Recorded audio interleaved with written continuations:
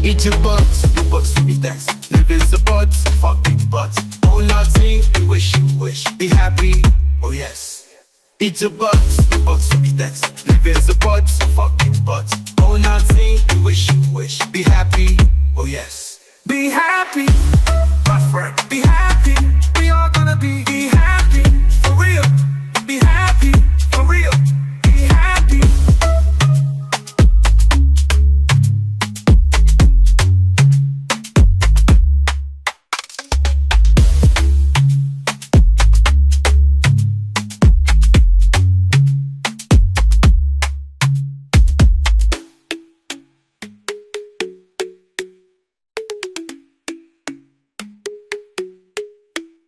Happy, my friend.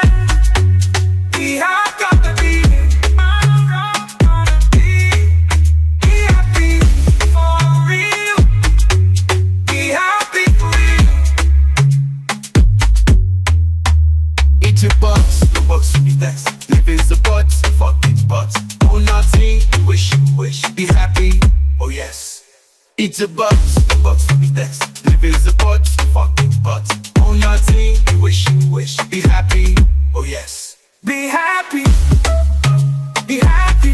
We all gonna be happy, for real. Be happy, for real.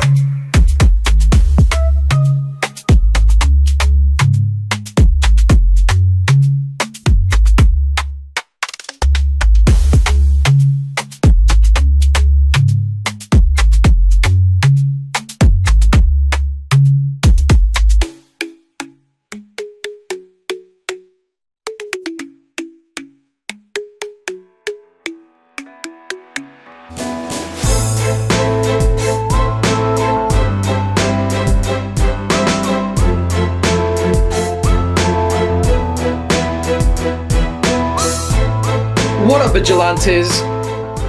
Happy all-time highs. I'm here with Mr. X to talk about crypto and really what's happening in the space. How are you doing, Mr. X? I'm doing great. How are you doing? I'm really happy to be here. I know you like your privacy, but once in a while I got to get you out, and get your feedback on the market, because I'm very privileged to be someone close to you and to other OGs like yourself. So, Mr. X, what do you make of all these all-time highs? How are you reading the market right now in regards to Bitcoin reaching and surpassing $90,000? Well, one of the catalysts, was the election, and I think so. We have Trump, obviously, is the president-elect now, and he's publicly voiced his pro-crypto policies at the Bitcoin conference in Nashville several months ago, and now we got we got potential talks of like a Bitcoin fund, or I guess and then also other countries and other large funds talking about buying Bitcoin. So if there's going to be more pro-Bitcoin policies in the U.S. government, I guess, then I think that's definitely a big part of why Bitcoin is doing so well. And now I think if Kamala had won, then that would be probably more immediately bullish for privacy coins. But some of that hedging, I think, is now, since Trump won, that's, I think, partly why we're seeing privacy coins falling. But the Bitcoin new all-time highs is definitely, I think that would have happened either way, but I think it may be happening even more because of just people being excited. And then, of course, actually, there's news that just came out about Pennsylvania having potentially a Bitcoin fund, and maybe, and there's also been bills in different states which allow people to pay taxes in Bitcoin. So just more Bitcoin adoption, I think, and just I think that excitement is definitely, and actually, well, part of the other thing too with the Bitcoin all-time high, actually in Korea, is where I believe it peaked. There was some high volume trading in South Korea. The 5 domestic won exchanges, Upbid, Bithumb, Coin1, Corbit, and GoPax, they all surged up over $90,000 a coin back on, I guess it was around November 12th. So I think, and then of course you have Trump. He had made those campaign promises to Bitcoiners. So I think that's I think that's really why we're seeing, and then also the potential appointment of a pro-Bitcoin Treasury Secretary as well. So these are all things. We'll see what happens. Of course, it's not everything is set in stone yet, but there's definitely a lot of speculation that there's going to be some serious pro-crypto positions filled, like in Trump's cabinet or in and also the policies that will come out of his administration. So I think that's definitely that excitement and expectations. That's, I think, partly what's fueling the massive Bitcoin rally over $90,000 in recent days. So I was having a conversation with you before this call, and something that caught my attention was how emphatic you are on highlighting these institutions and these governments embracing Bitcoin. And after you said that, and after you said what you just did now, it makes me desire to take a step back and really appreciate these events. And most of all, to appreciate the fact that governments and these financial institutions are adopting Bitcoin, which is a transparent currency itself, which creates, in my opinion, a more honest world by having government and financial institutions adopt a transparent ledger. What are your thoughts on that, Mr. X?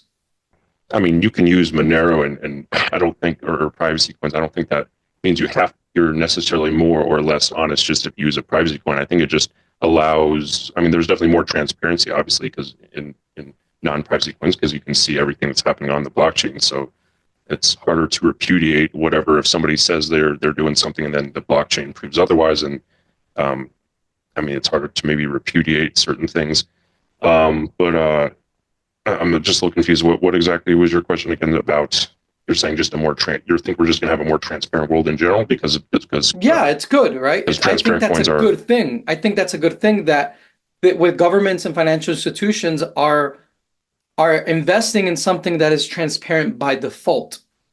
Yeah, I mean that could be good. I mean they're putting money to it, and they're going to have probably funds holding it, but that doesn't mean that all of their finances are going to be conducted in that though. So they could still have fiat, and they still will have, I think, fiat for a very long time, or foreseeable future, that is still going to fuel things that there will be people would not agree with. So that's not going to be transparent. So I don't think it's going to necessarily bring transparency to all of government. I wouldn't necessarily agree with that. But I know there's, of course, long-term Bitcoiners that think that the fiat currencies will eventually inevitably collapse, which I think that's likely as well, because historically all fiat currencies have collapsed. But I don't think that overnight we're going to see just complete transparency like some people might think. Wouldn't a strategic Bitcoin reserve create FOMO amongst nation states and corporations for them to have Bitcoin as part of their treasury? Oh yeah, that's I mean, we had El Salvador already was kind of the leader in that, or the public leader in that charge there. So I think we're going to see more of that happen, and that will definitely contribute to the exponential or continued rise in Bitcoin price. But is that a good thing though? That's debatable. I mean, because you have the small block reaction. I just watched there was a I'm sure you've maybe, I don't know if you've read through the whole Hijacking Bitcoin book or not, but there was actually a short video that was kind of with permission from Roger Ver, who wrote that book, which kind of summarizes that history. And there's a lot of things in that history which I know you've written about over the years with John Dillon, I think, the agent that was I guess had it made an effort to try to put out that propaganda video showing about the Bitcoin block size. But I think the utility or the lack of utility with Bitcoin as it is right now, and the fact that it's not fungible and does not scale at the base layer very well in its current state, I think that's probably going to become more of an issue potentially, especially if there's lots of nation states trying to buy. If people are also trying to transact on that chain, I foresee that getting crowded and fees just massively skyrocketing again, like they did back in, I think, around 2017 during those block size wars. So yeah, I wouldn't be surprised to see that happen again. You know, as tech guys, we relish in the complexity of things and in trying to understand them fully. The masses that don't have that aspiration, they tend to grasp a simple message better. The simple message of store of value for BTC arguably has helped in the adoption of Bitcoin, where the use case primarily is to just hold it. Wouldn't you say that that is a feature and not a bug in market adoption for BTC? The Well, yeah, simplicity of it being. well, yeah. I mean, they're doing is just hodling Bitcoin. That's definitely become the narrative, and that's definitely contributed to the growth in price. But I mean, it being a store value or savings mechanism, like so far it has been, and I think it will be, especially if this FOMO continues, which I think is very likely. Um, but is that what you actually want to use? I don't think it is, because I mean, individuals, I mean, especially with, you have taxes, there's going to be people that are going to want to not have to have the government or other entities, or just common criminals and thieves spying on them through blockchain analysis, or just being able to easily just look inside their wallet and see their funds, and also their historical transactions. So those are all things I think that are going to contribute to the need for and realization for privacy coins, and why those are going to be valuable. Now, usually those privacy coins, they do tend to pump in value towards the end of each bull cycle. Historically, that's what's always happened in past cycles. And actually, during Trump's last presidency, that is when Monero had its biggest price gain. So actually, I do think Monero and privacy coins will do very well, but I just don't think it's their time yet, because, like I said, they usually pump later in the cycle. People usually are attracted to these flashy, like, for example, it was the ICOs. That was the first big bump in 2 cycles ago. You had those ICOs back when Ethereum was much newer, and that was really the only smart contract platform in town. Now we got Solana's the big up and coming smart contract platform. And then you also got Sui, which is even newer, and that one's even cheaper. So I think those are both definitely coins to be watching, and they are very bullish right now.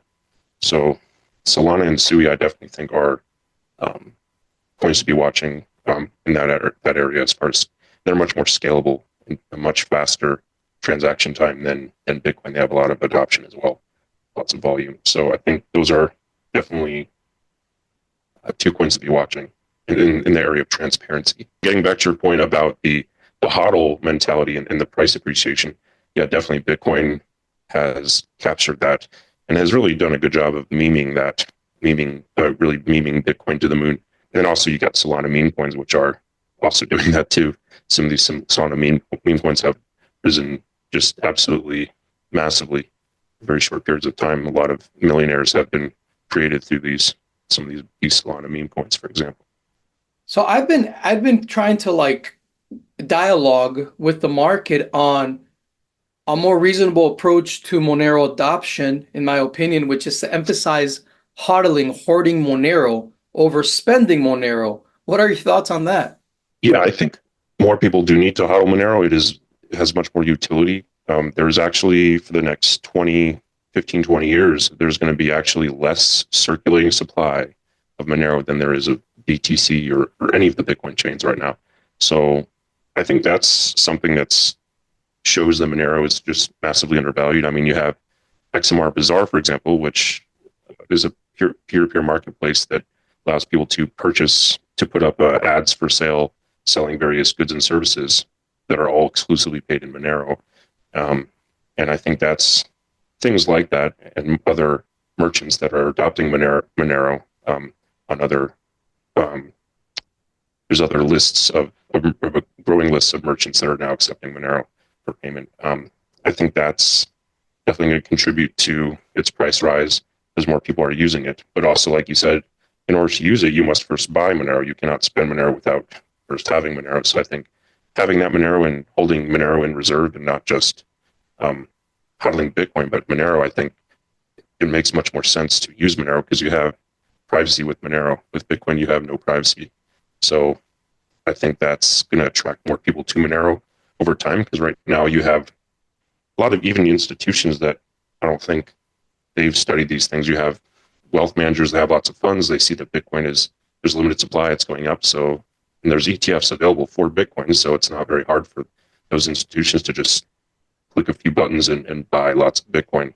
And then they don't have to worry about the custody either, because that's all being done by usually outsourced to Coinbase. So I think, but Monero though, I think that's more, Monero is really like Bitcoin was back about 10, 15 years ago, really. Back in the very early days, like 2010, 2012. I think that's where Monero is right now. That's basically like Bitcoin back in 2010 to 2012, 2013 maybe. So I definitely think we're very early on Monero, maybe too early. And right now it's actually correcting a bit, or it's corrected a bit in terms of Bitcoin price. And it has corrected a little bit in terms of dollars, but I think this is definitely a good time for people that understand the fundamental value of Monero to be accumulating.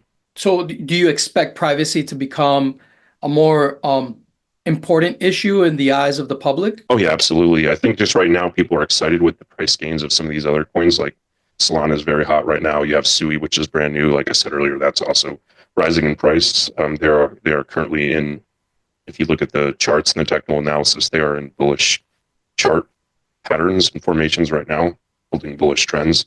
And Monero is still, if you look very, very long term, back to when it launched back in 2014, the price in Monero is still higher than it was near the very beginning, but it is also retraced massively. It's over a 90% loss from where it was at the all-time high against Bitcoin. But you also have Bitcoin is making very new or very much higher all-time highs in terms of dollars. So, but I mean, Monero, for example, it was as low as 20, 30 cents about 10 years ago or so, 9 or 10 years ago. But now it has been holding between $100 and $200 in price for the last couple of years, at least, mostly oscillating in that area. So, so yeah, I think during this time, it's been kind of forming a base, I think, before it will eventually break those highs. The previous all-time high a little over $500, and I think go a lot higher. So I believe that'll happen. It's just a matter of time. But right now, the focus is on Bitcoin primarily. But then also you have some other meme coins, or I guess, sorry, platform coins, and then you also have meme coins on Solana. They're attracting more of the excitement and attention right now. So if we can get into Mr. X's mind, how do you foresee the rest of this bull run playing out? Well, yeah, like I said, I think right now we have the attention on these level one smart contract platform coins.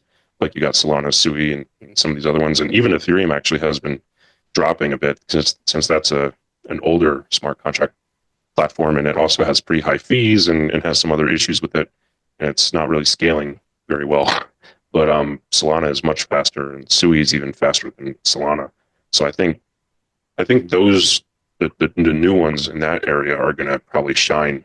I think I'm pretty bullish on Solana and Sui right now. And then you have other competing privacy coins, like you got Zano, which is the world's first private proof of stake, where you actually have proof of stake, but it's actually provably private, and it was actually audited by some of the Monero cryptographers that used to work on the Monero Research Lab. Soaring, they're one of the cryptographers. So I think Zano definitely has a bright future for that as well. And it was rebranded from Bullberry, which launched back during the time of Monero, or 2014, I believe. So it's definitely got some shared history with Monero. But I think Monero, I am still more bullish on, because Monero is doing a lot more innovation as well in regards to full chain membership proofs. So I think, and that's anticipated, last I heard, is supposed to be in the next, I would say probably the next year or two, it's going to probably go live on the network. So I think Monero, once that happens, I think that's a massive upgrade to Monero's privacy, and also I believe there's some scalability, privacy and scalability upgrades coming. So I think that's all, and just more features in general. You'll have more atomic swaps will be made much easier on there as well with some of these upgrades and other features, multi-signature, other things like that will become much easier on Monero. So a lot of these big upgrades, I think that's going to definitely help Monero's price when those, especially when those are implemented and go live on the Monero network. So, but in regards to the bull market cycle, I think looking at the cycles, I know Mr. A has projected that about a year from now is probably when you'll want to start selling some Bitcoin based on timing, not necessarily just price, but timing, looking at the cycle timing. So I think, and as far as the price that it would be at that point, it could be 150,000, it could be 250,000, it could be 300,000 or more or less, who knows? But these are all possible ideas of where price could go over the next year. But I think the biggest and brightest part of the bull market is definitely yet to come over the coming year, I would say. So I think definitely we're in for a lot of excitement. If you're excited about Bitcoin pumping in, this is not the time to sell all of your coins, because I think we just made new all-time highs, but I don't believe this is the top by any means.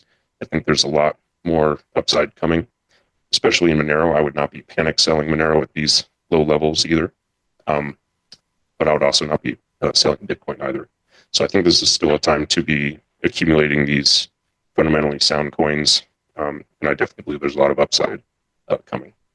So for the privacy enthusiast that's probably asking himself right now or herself, what's the most private cryptocurrency right now, Mr. X? Well, that's definitely debatable, but I personally think it's Pirate Chain, because you have, it's private by default, and they are in the process of upgrading, having the Orchard upgrade from Zcash, which will add some more, remove the last vestiges of the trusted setup from it, which will squash that fear, I guess, or the FUD that came from the trusted setup, which already has been mitigated from the initial trusted setup, actually. So, but in regards to privacy, yes, it does have the highest anonymity set in the millions, and each transaction is basically equally mixed, or you could sort of say mixed with all of the other transactions on its blockchain, pretty much. So I would say, yeah, Pirate Chain is definitely the most private. Monero right now, since it does not have full chain membership proofs, the ring size is currently set and enforced at 16. And with the ring size at 16, you have 15 decoys and one real transaction output that is the real one. But then of course you can have process of elimination. There's various heuristics that can be done to try to eliminate decoys or make some of them invalid. So to try to narrow down the real sender in a transaction. But the stealth addresses, that protects the recipient, but the sender is protected through the technology of ring signatures. So I think the privacy, yes, of Pirate Chain is definitely more than Monero, I would say. But also Monero does have more users than Pirate Chain. So that's where people on Monero side would probably argue that crowd is larger, which I would agree with that part. But if we do have more people adopting Pirate Chain and Monero, I guess, but definitely Pirate Chain, that would help its privacy to increase even more. So, but just from a purely technological level, I would say Pirate Chain, if they both had the same number of users, then definitely Pirate Chain is more private. So hopefully that answers your question. Okay, right on. Yeah, so with full chain membership proofs, when are we expecting that to go live in Monero? Yeah, like I said, last I heard that is within the next year or two, I think. But Monerotopia speakers, I'm sure they have the latest updates on that, the developers and where they are at in that development process. So I know Monero's community is much more thorough or very thorough in their testing. They don't just rush out and update, put it out live on the network without thoroughly testing and looking for bugs and undergoing audits. So I think once those are all complete, then we'll see it go live on the network. But that all takes time, and I know they've been working diligently on that for quite a while now. So yeah, we'll see what happens as far as the timeline. I'm not 100% sure, but last I heard, it was supposed to be in the next year or two. I think that's my estimation. Okay, so and I know you that you're kind of pressed for time, so I don't want to take too long here. But how can the privacy coin community embrace the meme coin world, since Well, the meme coin world is really what's taking off? yeah, I know now in the past you had Monero. There was a whole subreddit called Moonero. I actually haven't checked in a while, but they used to have lots of Moonero memes about Monero going to the moon and pumping and excitement about Monero and huddling Monero and all that. So I think that if we can bring that culture back and really we definitely, I think we could meme Monero to the moon is something that really we need to see more of that. And there was a time when that happened, and back when that used to happen, that's when Monero used to pump more. I think so. I think if we want to see Monero's price rise and more and even get more adoption, I think that price rise will actually help attract more people to Monero. So some people say, or have said in the past, at least, that there was people that would say, "Oh, well, you should never." They would even have a meme that said, "Don't buy Monero."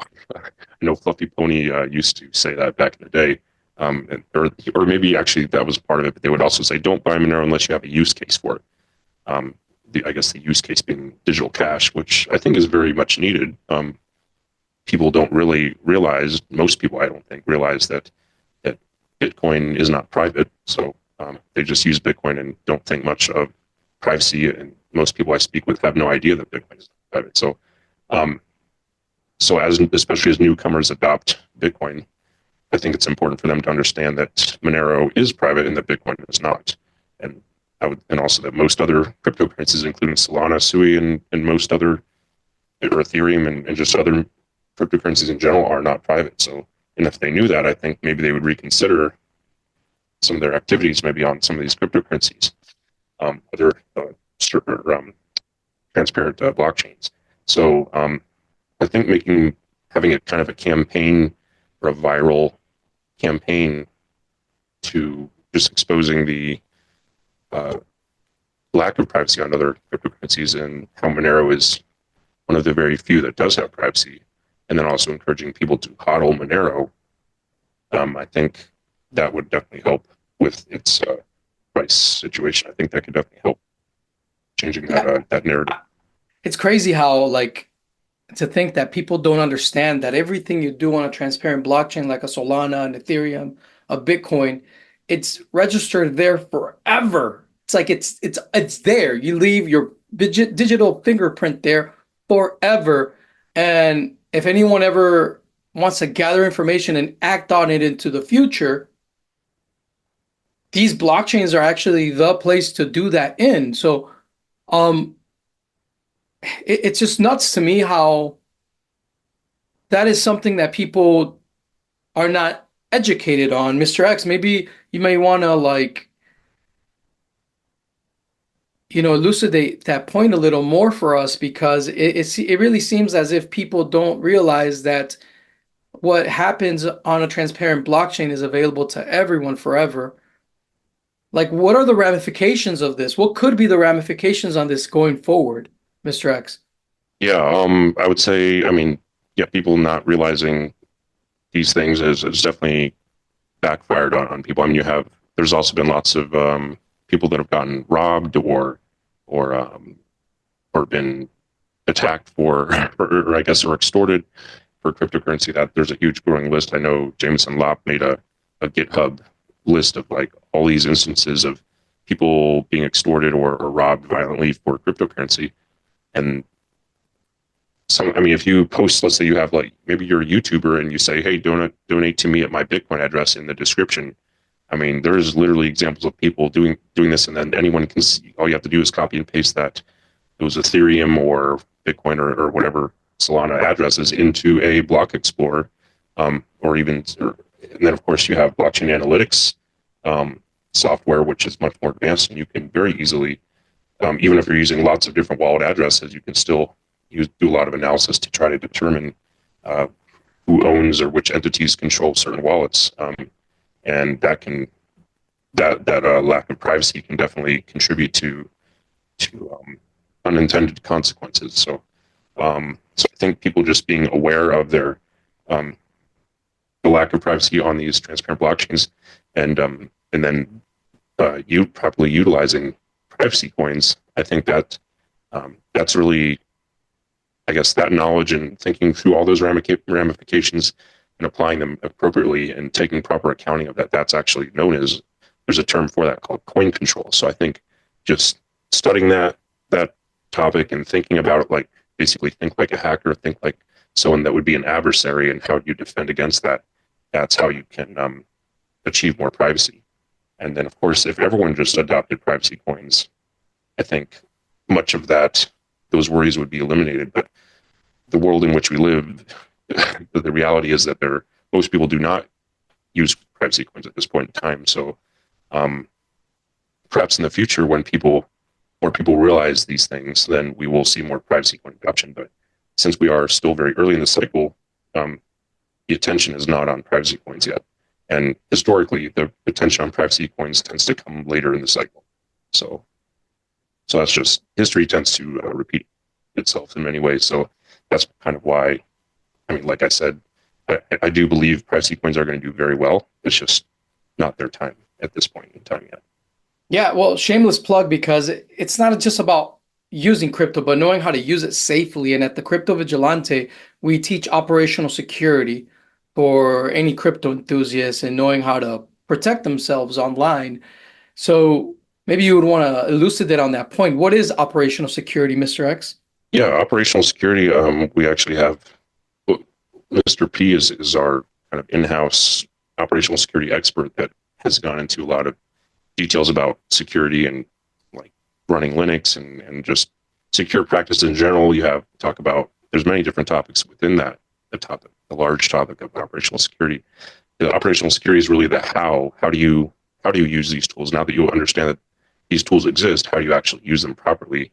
Because there's right ways to use tools, or there's many ways to use the wrong tools or use them incorrectly, or maybe your whole computing environment is you're ignoring just basic security practices. So just understanding these proper security practices and operating in secure environments. How do you secure your private keys? Because I mean, what good is if you make millions of dollars of crypto in crypto and you have very large wallets with millions of dollars in them, and you turn maybe a few thousand into several millions, but then what if you don't secure your private keys and some hacker steals them, and then everything you did was just wiped out at once? Or maybe you get scammed. Your operational security in regards to social engineering, that's a whole other area you have to watch out for. There are deceitful people that can try to scam you and try to obtain your private keys, or perhaps impersonate somebody who might be. I mean, we've actually had a lot of people impersonate us. So if you ever see somebody that pretends to be one of us asking for your private keys, do not ever give it to them, because that's not us. We don't do that.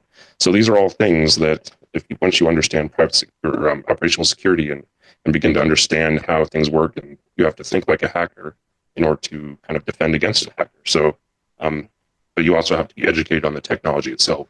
So the operational security goes into some of the education of the technology, but also it goes into the details of how do you actually use the technology properly to avoid some of the many pitfalls that a lot of newbies that are trying to get into the crypto space often fall into. Right on. Mr. X, is there anything else you want to share with our audience? Well, I guess, yeah, we covered a lot of topics today. I guess if you're new into this space, I would definitely recommend following us. If you're not subscribed to our free newsletter, I would go to cryptovigilante.io. That's cryptovigilante.io.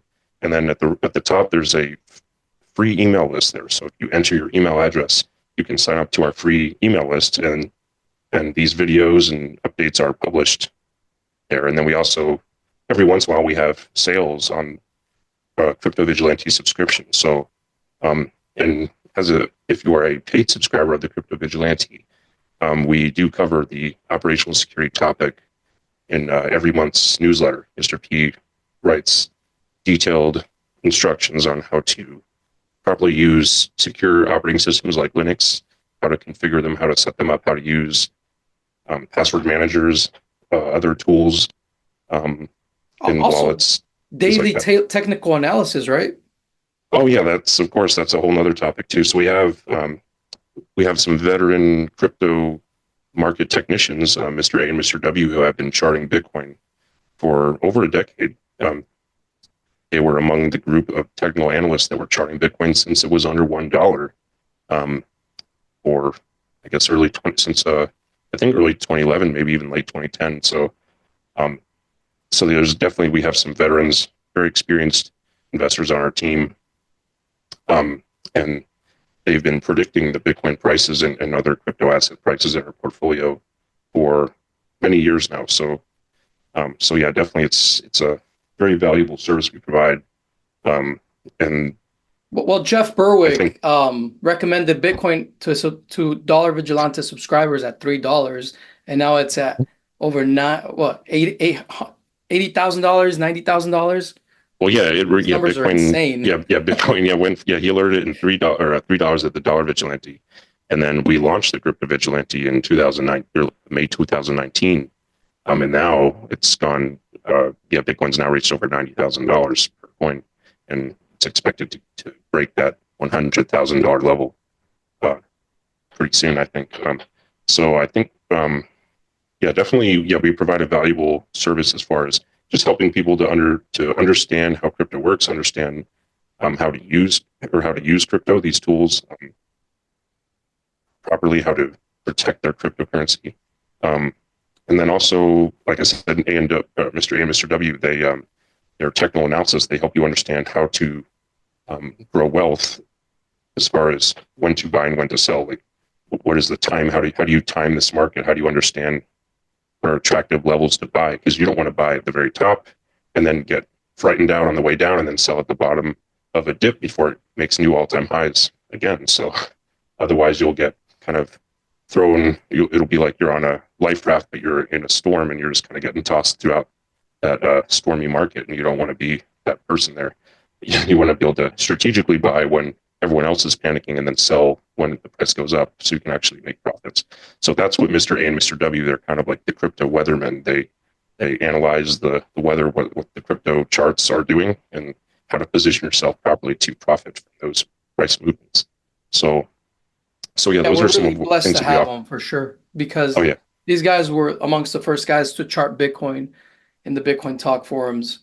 So it's incredible to have the guys with arguably the most history working alongside us throughout this journey. Mr. X, I have one last question for you. With this whole meme coin world, people keep saying the following mantra: utility doesn't matter. Do you agree with that? Because it speaks directly to fundamental analysis. Like, is it even worthwhile? Because a peanut, the squirrel, pumps 2000x, 2000% overnight. I mean, does utility matter nowadays?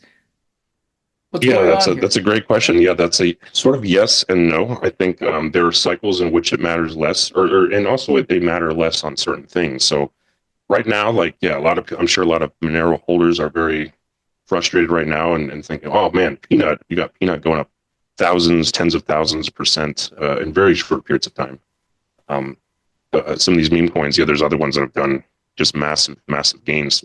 I think millions, some of them have gotten like millions %. So yeah, some of these meme coins are absolutely giving phenomenal gains. But I think those are, I don't think they're going to necessarily be, I mean, there'll be a few that are lasting a while. You got Dogecoin, that one's an old meme coin, but that's still holding a lot of value, and there's still a lot of liquidity there. Then you even got DOGE, which is a meme coin on a meme coin, which is basically an inscribed token on Dogecoin. The first Doginal was inscribed on Dogecoin. But you have, definitely going back to your question there about utility not pumping. I think there is definitely utility will pump. It does happen. Monero, like I said, there are still massive gains in Monero. When Monero, it has gone from 20 some cents to over $500 per coin, which is a very massive gain, and it still has a lot of liquidity. So right now, it is not rising exponentially right now, but that time, like I said, it's just a matter of cycles and timing.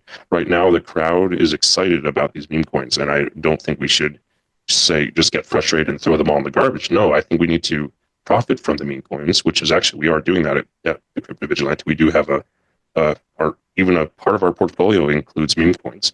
So, and they are rising significantly in percent as well. But yes, I believe privacy and utility, yes, it will pump, but maybe not when you expect it. I think that's usually how the market works. It doesn't happen when you want it to, but it does happen. But usually for most people, it's when they're not prepared for it. So I've noticed it can happen that when you like least expect it. the crypto vigilante has been focusing on meme coins and that some of them have utility within them, like Couple and Farm, which are startups in their own way. They are startups, but they are startups that leverage off the network effect of Solana by creating a meme coin that where I see a lot of opportunity for users to enjoy alongside with founders of these startups. So, which is interesting to me. Like, there's still desire to find utility within the meme coin space. Another example would be BAMC in BTC, which comes from a rune, BAMC of Nakamoto dollar. So, what are your favorite meme coins, Mr. X? Well, you just named some of them. I own those as well, and I think, yeah, I mean, some of the other ones we like are this Mootrack Farm is one that is basically a tracking a utility Solana meme or Solana token, Solana network token, but it provides utility with connection for trading and tracking system for cattle. It's still being built. There is a roadmap on their website, mootrack.xyz is their website. They won a Solana hackathon, correct? Yeah, they were at a they were at a Solana hackathon, and I believe won a competition. Cool. They won a Solana hackathon. And then there's other ones we like. It's a startup using meme coins as a two-market strategy, which I think is very new and cool, you know, where they're not having to depend on venture capital. Well, meme really neat. So I'm sorry, Couple is more of a meme coin. I would say Mootrack isn't as much of a meme coin as Couple. Couple is actually utilizing more memes in their marketing. And that one does also, they basically built the utility of a dating application, which connects to your Solana wallet. So you could use go to their website. It's couplejacks. And that's spelled, or couple, COUPLEJAKS.com is their website. And then you can connect that using, if you download the Phantom wallet, which is PHANTOM.app, phantom.app is the website for that. You could download the Phantom wallet on a phone and then use the web browser feature in Phantom wallet to connect to your wallet to the Couple Jacks dating application. You could actually, basically has some premium features, I believe, that you would have to pay for, but the profits from the users of that dating app are expected to be paid out in Solana to whoever's holding the Couple token.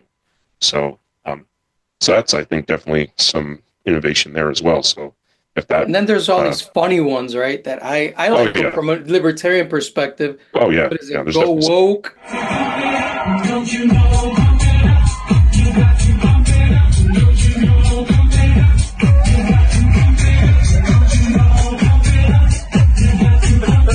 And the Fed ETF, which is cool because it plays off an ETF. And there's hello.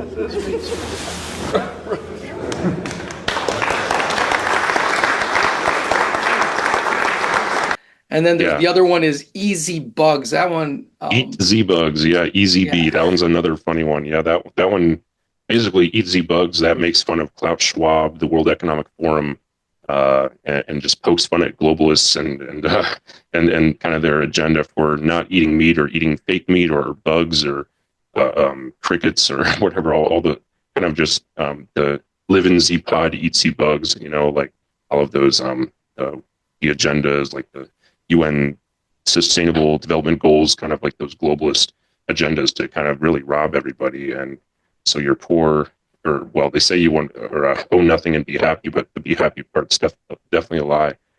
Every meal you make, every bite you take, every single lunch with a crispy crunch. You will eat the bugs. Anyway, I guess going back to some of the other coins, you got Woke Chain, which just makes fun of wokeness and kind of the clown wokeness that's kind of permeated the Biden administration and just other governments around the world. So that kind of the woke mentality, it kind of makes fun of that and creates memes to make fun of that. And then of course you have End the Fed, which just is a call to end the Federal Reserve and has a lot of memes about that and kind of memeing that. And as actually already talked, I know in the Trump President-elect Donald Trump, I know has appointed Elon Musk and Vivek Ramaswamy as in the newly created or proposed Department of Government Efficiency, or DOGE, and I believe they've also both talked with Ron Paul about assisting them with that and cutting massive amounts of government spending or laying off, firing a lot of federal bureaucracy, and then also talking about, even talks about ending the Fed. There's definitely more conversations about that. Of course, Ron Paul is kind of the father of the End the Fed movement, really. So the grandfather of that movement. So I would say, yeah, definitely End the Fed. A lot of these, there's definitely, it's kind of memeing these libertarian ideas to the moon. So, the coolest part of these, what I like most about these meme coins is that it's teaching people. I see it as a learning exercise for people to realize that the power is in their hands to use a blockchain to create whatever they want, whether it be just a stupid meme coin that is funny, to creating an actual startup where you're using the blockchain infrastructure as the back end of your business. I think just the fact that everyone is being empowered by these technologies is a win in my understanding. So it makes me happy to see it happening. Overall, it's a good thing. Yeah, absolutely. I think it's good for adoption, good for prices. Definitely, exciting to see for sure. And actually, I did want to go back to one more thing. I forgot. I talked about Mr. A, Mr. W, Mr. P, but I forgot Mr. Z as well. So when we were talking about the Crypto Vigilante and our team of Crypto Vigilante analysts, Mr. Z also has previous, I believe, investment banking Wall Street experience and does deep dive analyses on a lot of cryptocurrencies from a fundamental perspective as well. So I didn't want to forget to mention him too, and some of the value he brings to our newsletter as well. Right on. That's cryptovigilante.io. And if you're new to crypto, we have a lot of materials and you can go back and we have a catalog of conferences that we've done where we teach people different aspects of crypto. There's a lot to learn. And now that crypto is ramping up and it's becoming now the talk of the town, and it's not going anywhere. You guys have to realize that especially now with this Trump administration that is Bitcoin centric, Bitcoin and crypto are going to consume our lives more and more each day. So the faster you're able to master this new space, the better you'll be off in your life. I'm a firm believer that we are in a point in time now where you don't have, people in third world countries don't even have to migrate to a first world country. The big economic landscape for prosperity is on chain, is in crypto itself, and you can access it anywhere in the world. So it's now it's only a matter of really learning how to embrace these technologies and understanding what they are. Fundamental analysis, which Mr. X just explained by highlighting what Mr. Z does. Operational security, how to actually use these technologies like Mr. P, and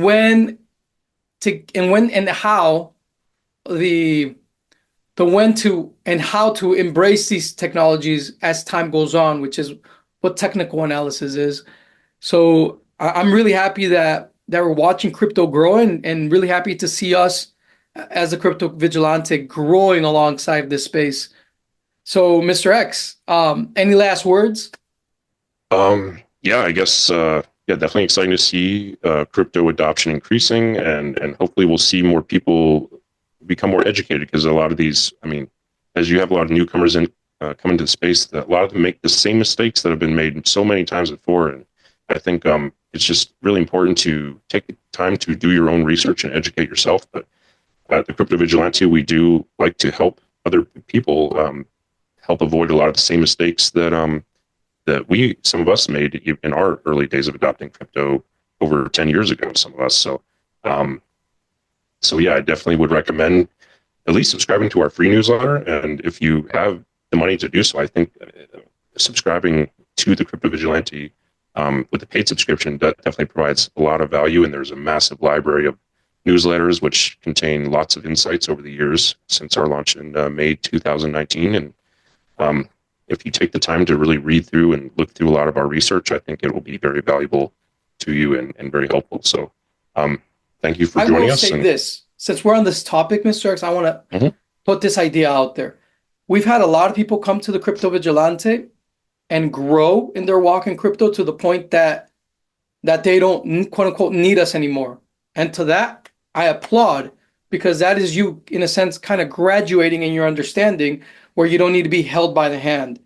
We are still here for anyone that wants to grow even deeper, because we can always provide more. But the cool thing about that is that it shows that we are a network that teaches people, proverbially how to fish, and we just don't give people a fish, right? We just don't give you a fish. We teach you how to fish. We teach you how to understand these technologies, how to appropriate these technologies, and how to deal with these technologies so that you can personalize all of these technologies in a way that suits your life. We have people from all over the world, that live in different jurisdictions, different income brackets. So it's really an objective research and educational environment that I'm happy to be part of. And thank you, Mr. X, for being alongside with me in this journey of educating people, because the more we educate people and the faster we do it in educating people about crypto and what really actually matters most in crypto, aside from just making money, the better this world will be off. And thank you for being here with us, Mr. X. I really appreciate it. Appreciate you. Oh, thank you. Yeah, thank you, Raphael. Yeah, I was going to say, as more people adopt crypto, like you just said, I mean, everybody has their own unique situation and living in different experiences, different countries, jurisdictions. I mean, some people may be business owners, some people may be employees just wanting to save in crypto, but everybody comes to the crypto from a different background and experience. And our goal is really to help people understand it better and to use it to their maximum potential, and really so they can impact the world, and each person can be creative in their own way with crypto. And as people do that, it's really exciting to see innovation and adoption that comes out. So we are always thinking about new deliverables to give the market. So if you have any suggestions, by all means, feel free to put it in the description below. Don't forget to subscribe, hit the notification button. Until next time, peace, love, anarchy. Thank you, Mr. X, for being with us.